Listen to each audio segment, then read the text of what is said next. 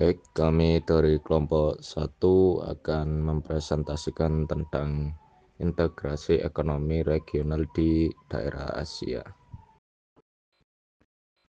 Bagian pertama yakni contoh integrasi ekonomi regional di Asia. Yang pertama yakni ada ASEAN, yaitu Association of Southeast Asian Nations, yang didirikan pada tahun 1967. Fokus utamanya yakni pada perdagangan bebas, investasi, dan pembangunan.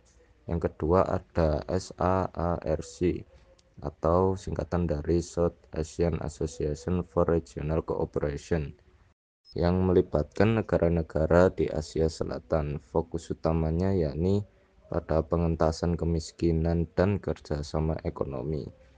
Yang ketiga ada RCEP, yakni Regional Comprehensive Economic Partnership, yang perjanjian perdagangan terbesar di dunia, yang beranggotakan ASEAN dengan Cina, Jepang, Korea Selatan, Australia, dan Selandia Baru. Dan selanjutnya yakni studi kasus pada ASEAN Economic Community atau singkatan dari AEC. Tujuan utamanya yakni menciptakan pasar tunggal untuk barang, jasa, investasi, dan tenaga kerja, serta meningkatkan daya saing kawasan dan mengintegrasikan ASEAN ke ekonomi global. Pencapaiannya yang dicari yakni perdagangan intra-ASEAN meningkat, didukung penghapusan hambatan tarif, pertumbuhan investasi asing langsung atau FDI, serta harmonisasi kebijakan ekonomi dan standarisasi di beberapa sektor. Kendala, kesenjangan pembangunan antara negara maju, contohnya Singapura, dan berkembang seperti Kamboja, Laos. Hambatan non-tarif seperti standar produk dan perizinan. Kurangnya kesadaran pelaku UKM tentang manfaat AIC. Dampak positifnya, meningkatkan daya saing ASEAN di pasar global, akses pasar lebih luas untuk pelaku usaha, memperkuat kolaborasi dalam teknologi dan inovasi. Selanjutnya, prospek integrasi ke ekonomi di regional di Asia. 1. Teknologi sebagai penggerak utama.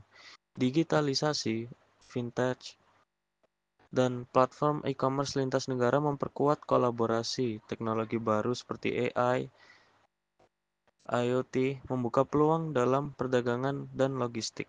Yang kedua, kerjasama strategis.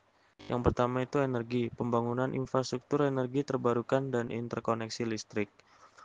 Dalam hal pendidikan, program pelatihan profesional dan pertukaran pelajar. Digitalisasi kebijakan bersama dalam keamanan data dan perlindungan konsumen. Yang ketiga itu peran negara besar. Contohnya China, Belt and Road Initiative and Investasi Infrastruktur. Di India, kerjasama RCEP dan inovasi teknologi. Jepang, dukungan pembangunan melalui investasi dan ODA. Nomor 4, peluang masa depan. Integrasi rantai pasok global memperkuat Asia sebagai pusat manufaktur. Perdagangan bebas dan harmonisasi kebijakan membuka akses pasar lebih luas. Pariwisata lintas kawasan semakin berkembang. Yang kelima, tantangan utama. Ketegangan geopolitik Laut Cina Selatan contohnya. Ketimpangan pembangunan infrastruktur antar negara. Isu lingkungan dalam pembangunan berkelanjutan. Terima kasih.